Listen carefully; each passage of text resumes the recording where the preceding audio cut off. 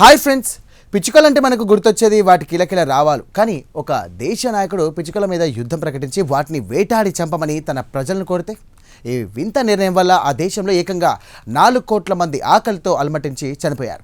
China చరిత్రలో black చాప్టర్గా మిగిలిపోయినటువంటి ఆ sparrow మాసకర్ వెనుక ఉన్నటువంటి భయంకరమైన నిజాలేంటో ఇప్పుడు చూద్దాం. ఈ కథ 1958లో మొదలైంది. అప్పటి చైనా కమ్యూనిస్ట్ పార్టీ అధ్యక్షుడు Mao Zedong great leaf forward అనే పథకాన్ని తీసుకొచ్చారు. చైనాలో వ్యవసాయంలో అభివృద్ధి చేయడమే ఆయన లక్ష్యం. ఈ క్రమంలో పిచ్చుకలు ధాన్యాన్ని తింటున్నాయని, ఒక్కో పిచ్చుక ఏడాదికి 4 కిలోల గింజలు తింటోందని, కాబట్టి వాటిని చంపేస్తే చైనాలో ఆహార కొరత తీరుతుందంటూ ఆయన ఒక వింత సిద్ధాంతాన్ని నమ్మారు. దీనికోసం మావో 4 పేస్ట్ క్యాంపెయిన్ మొదలుపెట్టారు. దోమలు, ఈగలు, ఎలుకలతో పాటు పిచ్చుకలను కూడా శత్రువులుగా ప్రకటించారు. లక్షలాది మంది ప్రజలు డ్రమ్ములు కొడుతూ గిన్నెలతో శబ్దాలు చేస్తూ పిచ్చుకలను ఎక్కడ బాలనీయకుండా వెంటాడారు. పాపం ఆ పిచ్చుకలు అలసిపోయి గాల్లోనే కుప్పకొల్లి చనిపోయారు. అలా చచ్చిన పిచ్చుకల కుప్పలను చూసి మావో విజయోత్సాహం పొందారు. కానీ మనిషి ప్రకృతిని శాసించలేడు కదా. పిచ్చుకలు చనిపోయినటువంటి మరుసటి ఏడాది అసలు విపత్తు మొదలైంది.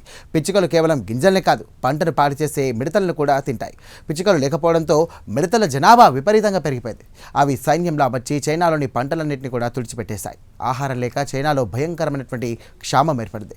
ఈ ఒక్క తప్పిదం వల్ల 1959లో 1961 మధ్య చైనాలో గ్రేట్ చైనీస్ పామిన్ వచ్చింది. చరిత్రకారుల అంచనా ప్రకారం ఆకలి వల్ల దాదాపు 1.5 కోట్ల నుండి 4 కోట్ల మంది ప్రాణాలు కోల్పోయారు. ప్రజల చెట్ల బెరడులను, ఆఖరికి మట్టిని కూడా తిని బతికే ప్రయత్నం చేశారు. ఇక ఆల్బర్ట్ ఐన్స్టీన్ చెప్పినట్టుగా ప్రకృతి సమతుల్యతను దెబ్బతీస్తే అది ఎంతటి భారీ మూల్యాన్ని వసూలు చేస్తుందని తెలిపేందుకు ఈ ఘటనే సజీవ సాక్ష్యం. పరిస్థితి చేదాటిపోవడంతో మావో తన తప్పును తెలుసుకున్నారు. పిచ్చుకలను చంపడం ఆపేయాలంటూ కూడా ఆదేశించారు. చివరికి చైనాలో పిచ్చుకల జాతి అంతమోపోవడంతో పంటలను కాపాడుకోవడానికి సోవియట్ యూనియన్ నుండి సుమారు 2.5 లక్షల పిచ్చుకలను చైనా దిగుమతి చేసుకోవాల్సి వచ్చింది. ఒక చిన్న పిచ్చుక ప్రాముఖ్యత ఏంటో ప్రపంచానికి తెలియజేసినటువంటి అతిపెద్ద పాఠం ఇది. చూసారుగా, ప్రకృతిలో ప్రతి జీవానికి ఒక ముఖ్యమైనటువంటి పాత్ర ఉంటుంది. అభివృద్ధి పేరుతో మనం చేసే చిన్న చిన్న పొరపాట్లు చివరకు మానవ మనుగడకి ముప్పుగా మారుతాయి. చైనా స్పారో మాసాకర్ మనందరికీ కూడా ఒక హెచ్చరిక.